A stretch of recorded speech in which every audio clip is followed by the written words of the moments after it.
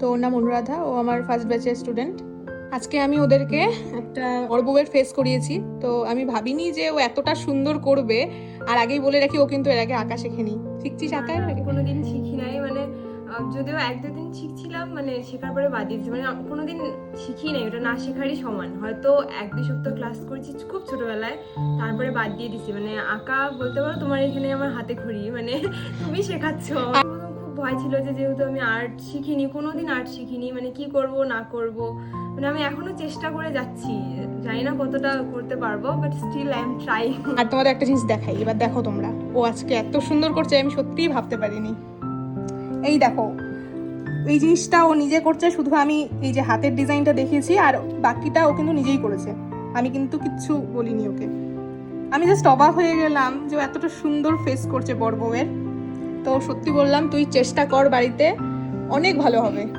তোমরা সবাই জানিও কেমন হয়েছে। আর আমার নেক্সট ক্লাস কিন্তু খুব তাড়াতাড়ি শুরু হবে। তো তোমরা যারা জয়েন করতে চাও তারা অবশ্যই আমার স্ক্রিনে দেওয়া নাম্বারে আমাকে হোয়াটসঅ্যাপ করো।